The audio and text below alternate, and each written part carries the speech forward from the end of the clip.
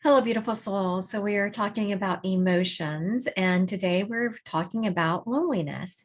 Loneliness comes in different ways. Loneliness, being alone by choice, is not the same as if you are experiencing loneliness that is true loneliness, where you just have no one around you and you want that companionship. True loneliness has components where we can feel a separateness or a disconnection from others, and it's not of our choosing. Loneliness can also be a disconnection from others, and it is of our choosing when we need that time alone. Loneliness has some strong physical components to it. It may feel heavy, listless, hollow, bored, or even antsy when you're feeling lonely. You may feel a sense of being isolated, apart from others, excluded, and even a surreal sense of being on the outside looking in. I don't know if anyone's ever had that kind of out of body experience where you feel so alone and excluded. You feel like you're kind of outside looking in. This isolation and disconnection can leave you feeling very depressed, and it can also be accompanied of feelings of being unwanted, unneeded, like you're invisible or even abandoned, just to name a few. It leaves us with the belief that we are unloved and unlovable, and it really strikes a chord at our self-esteem, like who we feel like we are as an individual, as a person. How can loneliness then possibly have a purpose? The data that loneliness gives us is pretty straightforward. It lets us know that we want people in our life. It's not unusual to have pangs of loneliness, even if you have a good and solid circle of supporters around you. However, if this is chronic, and it can be a sign that you have a scarcity of relationships around you. And this is a great opportunity to dig deep with that emotion, dig deep with that loneliness, and understand what you're actually lonely for. Do you have a lot of friends whom you can go to movies and concerts with, or even out to dinner, but you only have one or two where you can really have a heart to heart? And if that's the case, then your loneliness is telling you that you want more intimate relationships in your life. Also, the opposite can be true. Do you have a lot of friends who you can bare your soul with, but none of them really want to go out and do activities? I want to go hiking or skiing or concerts, any of those extrovert things. And this can tell you that you want more active friends who you can share your same passions with. Now, let's talk about the factors that can actually influence your loneliness. The desire to be attached to other humans is hardwired in us. Every person on this earth experiences it at some point. If we are healthily attached to our parents as infants and growing up, they were a great model and security for attachments to other humans in general, then it helps us perpetuate those relationships in our life. When our parents model relationships that are healthy balances, that are healthy, close, and distance, not all relationships are close, close, and all are distant. There needs to be a balance between being close to someone and having a healthy distance and being able to be your individual self. So if our parents modeled that for us, then they provide us with the same mix we learn to have with people in our lives as we grow up. As we move through life, we are comfortable with relationships and learn that relationships are an endless series of connections and disconnections and attachments and detachments. When separations occur in relationships, we're not frightened because we've developed the inner source that says and tells us how to deal with feeling lonely occasionally. Everyone at some point is going to feel lonely off and on.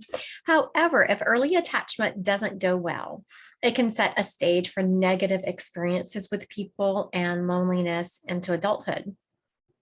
Another contributor to loneliness, which isn't talked about nearly as much, is our disconnection from our authentic selves. How can that connection, how can not being connected to our authentic selves make us feel disconnected? The best way to learn to love others is to first learn to love ourselves. I have recently had several friends who have done things that they really weren't feeling drawn to do just because they had FOMO, fear of missing out. I found this a little bit incredulous because these are beautiful humans who are very self-assured. It even had me evaluating myself, as I can't remember the last time I experienced that feeling of FOMO. So was something wrong with me? Of course. our attachment to other humans is going to manifest itself differently in everyone. And I will leave that discussion to that. Is something wrong with me? That's way too big for this little emotional taping on loneliness. Way too big for that. But the bottom line is, I realize with myself is no one likes to feel excluded. Now, I might not have had fear of missing out, but I really had to learn to protect myself against that feeling growing up, because when I was growing up, I felt excluded frequently. And I personally went through a lot of that in my childhood. And it was really evident in the way that I raised my children, as I was always on them to not exclude people, even if they had had people exclude them from events. I still remember there was a time when a mom called me because my daughter was having a get together and she hadn't invited this lady's daughter, which she had invited her to other things before. And she wasn't sure why she wasn't getting invited, or I should say an invitation hadn't yet been issued. When I asked my daughter about it, it was because the other lady's daughter had had many get-togethers and had excluded my child from them. And so she was pretty much with the attitude, which wasn't wrong. If I'm not important enough to her for her to include me, then I'm not going to include her. But as we all parent in some form of the feelings we had as a child and children, I could still recall that pain of being excluded so much and what that felt like. I convinced my daughter to invite the other daughter. Right or wrong, probably should not have convinced her to do that. I should have probably just had a more honest conversation with that mom about, you know what, your daughter's been excluded mine, in a very nice way. But anyway, we all parent, or we all come into adulthood with some feelings of how we maneuver loneliness, how we maneuver our relationships with others based on how we were taught growing up. And here we are, so like over a decade later, I'm still wondering about the wiseness of the decision of my daughter invite that other child. Anyway, the point being here is that I could still feel the pain of being excluded so much over my childhood as an adult that it has greatly influenced my parenting. The feeling of being excluded and unwanted can have huge effects on us well into adulthood. Before we instantly jump into saying we are lonely, though, let's think about, how do we know we are lonely and not bored? How many of us will run to the refrigerator and looking in the refrigerator and we're thinking, am I really hungry or am I doing something else? So how can you tell the difference? Are you lonely or are you bored? By sitting with the feelings, sitting with them and trying to determine, what is the data telling you? Is the feeling that we're feeling an ache to do something, or is it an ache to be with someone? Some amount of loneliness is unavoidable, and it's just part of the human condition. Everyone will experience a longing for human connection at some point. The degree to which people feel loneliness is partially dependent on what drives them. If you're an extroverted person who gets your energy from interacting with others, then you may feel lonely more often than an introverted person who needs a lot of downtime to be with themselves. And that's how they get energized, is being by themselves. Most people I know are a mix of both. We need time with people and time apart. It's just, what is that balance for you? What makes you feel safe? What makes you feel energized and loved and a part of the community of people on this earth? Some people have the false belief that being busy will keep loneliness at bay if you just do enough. It's true that keeping yourself busy, going for walks or hiking, is a much healthier way of dealing with loneliness than just sitting on your couch and flipping through channels, because that is certainly not going to build a connection with others, but neither is just being busy for the sake of being busy. That's not going to build connections with others either.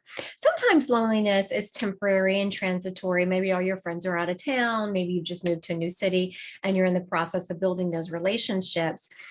So when it's temporary, transitory, and circumstantial, at that point, keeping yourself busy is an excellent choice, because you can see that you're in the process of building those relationships. It just hasn't quite happened yet because of the circumstances. However, if loneliness is a chronic condition that you experience often, there are ways to build connections with others. I talk a lot about this in my life coaching, which is I know people usually scoff when I tell them this, but it really works. And that is volunteering somewhere or taking a class, doing something you really enjoy. When you volunteer at a place that's close to your heart, you will find others there volunteering who are like-minded. So then you already have that connection built. I know I teach a lot of classes on spirituality and psychic mediumship. And when you take a class, typically the other people in the class are interested in the same thing. So you already have a common ground. And the people that have taken my classes, I see a lot of them have built friendships outside of the classroom. So if you find yourself lonely and on a chronic and ongoing basis, find something that you're passionate about and either volunteer or take a class around that passion. You will not be disappointed, I promise. Everyone has different levels of human contact to make them feel alive. So you want to be around people all the time. Others feel very little need to be connected to outside contact. However, everyone needs a certain amount of contact. I know COVID didn't do us any favors in that area. So now a lot of us are very much trying to get back out there and rebuild some of those connections that died off during COVID. And people are struggling with how to do that. So go volunteer somewhere if you find yourself struggling, or take a class of something you're interested in. I promise you, it will help you build those connections that you're so searching for.